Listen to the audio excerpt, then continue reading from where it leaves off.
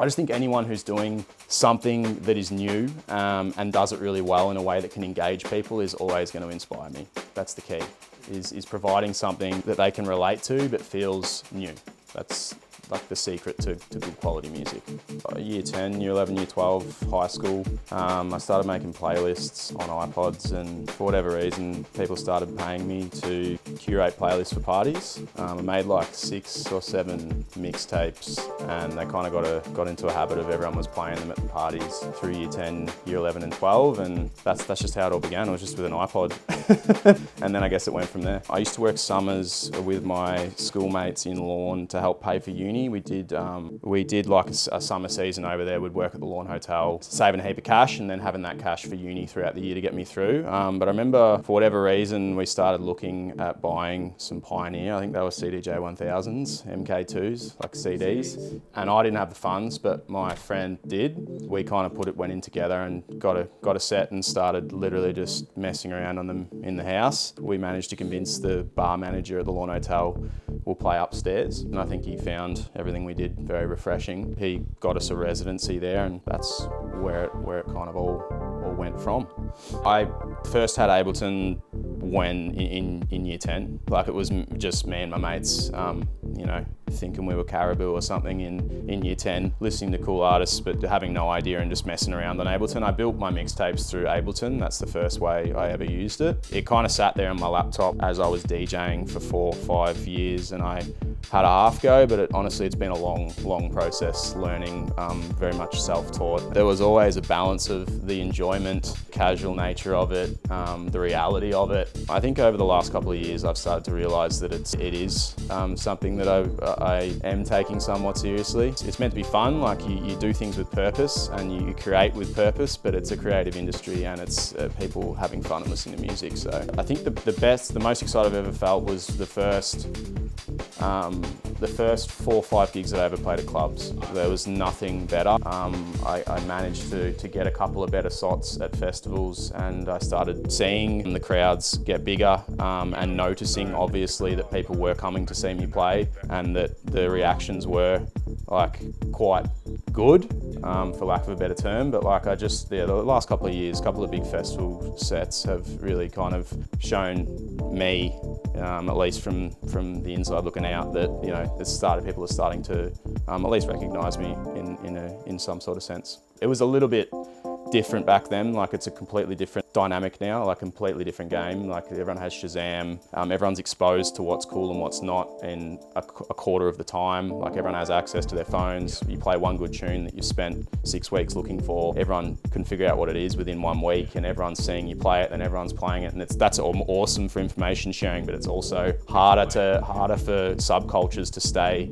genuine. Back then it's like you found a track, there was no Shazam, and you just named it an unnamed track and it was yours for a year and you never got sick of playing it. Now it's like I find something cool, if I play it 4, 5, 6 times, then it's time to move on, and it's almost like a little bit exhausting. It's fun, but it's back then it was like I had my tunes, I had my CDs, and yeah, it was just a really, really fun time to play. It's very interesting. The best way for me to describe it is, and I actually enjoy the music industry moves and ebbs and flows, and it's always fun to watch, and it's always a journey, and that is part of an artist, is being able to move with the transitions, whether it's melodic, whether it's Detroit driven, whether it's commercial, whether it's R&B. There's always flavors that come and ebb and flow. So it's just been an interesting in general, coming out of lockdown, a lot of build up of people sitting on their phones and doing nothing for 2 years and then wanting stuff, and there hasn't been high tempo music for a long time. It makes sense that it's coming in. I just think it's a completely different scene. There's a time and a place for me to play that music, and I have been there before. It's more, I don't want to listen to that early on. This is like this scene, they want to listen to it from start to finish. Certainly when I've ever gotten to that speed or been there, it's been because it started and you got there and the music was chubby and slow and you worked through, and it got to the stage where you're like, fuck, this joint's busy and like everyone's ready for it, like let's take it there. But I kind of like, I don't really resonate with it, but I can appreciate it. And like, I associate that genre and that kind of movement of music as a little bit more entertainment based. It's a great thing, but I think it's more focused on who's playing, how they're dressing, what they're doing, who's around them. It's more about the community and the people around them rather than just the music. And that's great. There's always been that balance. Like cool people playing cool music is infectious. Yeah, and I just think every step of the way it's been so fascinating to watch, but I just don't really know where it goes next. It's quite saturated. So this story needs to be done in a plastic chair in Vietnam on the side of a street, and it needs to take about 60 minutes. I'll try and summarise it for you. I went on an exchange with like 4 of my best mates at uni at the time. We were studying civil engineering and business. Ended up in Vietnam. We were there for 6 months. We rode our bikes all the way through Vietnam, south, north, over a month. Went to Cambodia, went to Myanmar, went to Laos. We were kind of ready just to be Western Desies and just go have a drink somewhere, and we decided to go to Thailand, a little island on PP. And my now business partner sold me a ticket onto like a boat party, catamaran. It's called the Shangri-La. I went on that, and he was doing the whole thing. Like he was telling everyone about Viking Cove, or he was getting everyone in the water to snorkel. He had a DJ as well, and they were kind of just on the hulls, little like tractor set up with like a shitty little 10-inch speaker just sitting on the hull. I was like, oh, can I jump on? Like, I'd love to play. He's like, bro, like, jump on.